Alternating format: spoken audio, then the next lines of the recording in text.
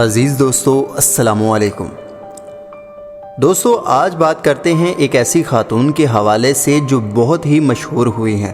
وہ مشہور اس لیے ہوئی ہیں کہ ان کا نام عمران خان سے جڑ گیا اور ان کی پارٹی سے بھی۔ صرف یہی نہیں، وہ اکثر عمران خان سے براہ راست ملاقاتیں بھی کرتی تھی اور ان کی کھل کر سپورٹ بھی کرتی تھی۔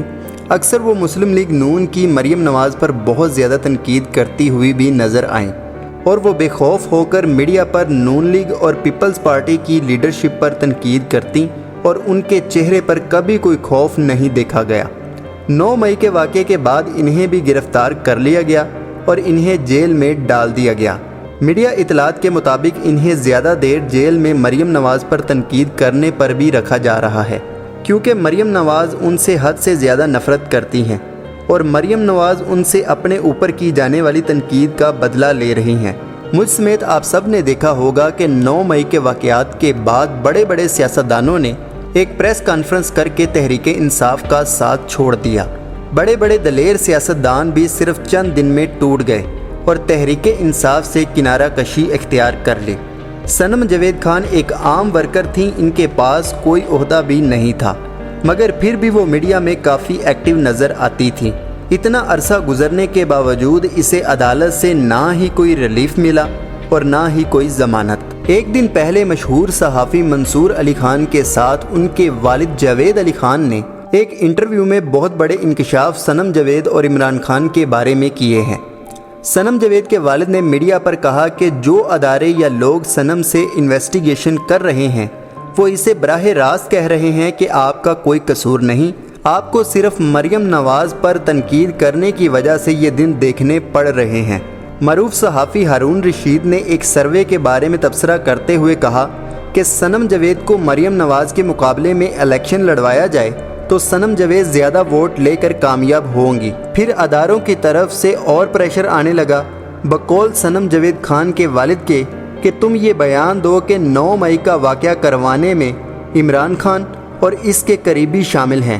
مگر صنم جاوید نے کہا کہ مجھے کسی نے ایسا کہا ہی نہیں، تو میں یہ غلط الزام کیوں لگاؤں کسی پر۔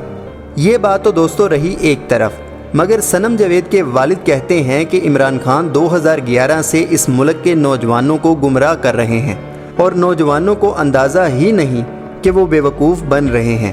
جاوید علی خان نے ایک اور بات بتائی کہ 9 مئی سے پہلے میں نے اپنے گھر میں ایک دن صنم سے بات کی کہ تم مریم نواز پر کیوں تنقید کرتی ہو، تو اس نے جواب دیا کہ مریم نواز عمران خان پر الزام لگاتی ہے اور عمران خان میرا لیڈر ہے، میں یہ برداشت نہیں کر سکتی کہ کوئی میرے لیڈر پر الزام لگائے۔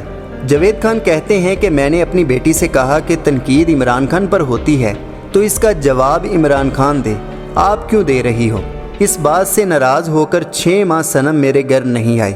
میرا عمران خان کے بارے میں کچھ کہنا اسے اچھا نہیں لگا۔ یہاں ایک بہت ہی عجیب بات جاوید علی خان نے کی جو ہم نے پہلے بھی بہت سارے لوگوں سے سنی کہ عمران خان کو پاکستانی سیاست میں لایا گیا ہے، دوسری جماعتوں کو کمزور کرنے کے لیے لانچ کیا گیا ہے اور عمران خان جیل نہیں گیا بلکہ اسے کسی خاص مقصد کے لیے وہاں بھیجا گیا ہے۔ اور انہوں نے ایک حیرت انگیز انکشاف کیا کہ عمران خان اپنی مرضی سے جیل گیا ہے، یہ اس کے پلان کا ایک حصہ ہے۔ آخر میں جاوید علی خان نے کھل کر کہہ دیا کہ عمران خان ہماری ملٹری اسٹیبلشمنٹ کا لگایا ہوا پودا ہے اور عمران خان کو کسی خاص مقصد کے لیے لایا گیا ہے اور وہ مقصد بہت بڑا ہے۔ اب دوستو ہم کس کی مانیں اور کس کی نہ مانیں، کیونکہ کوئی عمران خان کو یہودی کہتا ہے تو کوئی اسے عاشق رسول کہتا ہے، کوئی اسے امریکہ کا مہرہ سمجھتا ہے تو کوئی ختم نبوت کا پاسدار، کوئی اسے گمراہ سمجھتا ہے تو کوئی حق کا پاسدار۔ دوسری بات یہ کہ جب سے عمران خان جیل میں گیا صرف تب سے ہی وہ سب کو برا لگنے لگ گیا ہے۔ پہلے یہ ان لوگوں کا ہیرو تھا جو آج باتیں کر رہے ہیں۔ اس سارے کھیل کے پیچھے کون سا ہاتھ ہے وہ ہم سب جانتے ہیں، کیونکہ آپ پچھلے 35 سال کی تاریخ کا ریکارڈ اٹھا لیجئے۔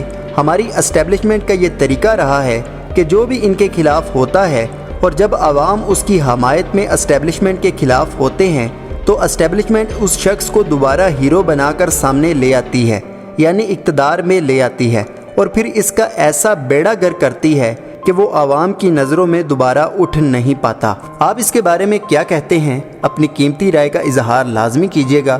ویڈیو پسند آئے تو ویڈیو کو لائک کریں، چینل کو سبسکرائب کرنا مت بھولیے گا۔ اللہ حافظ، اللہ نگہبان۔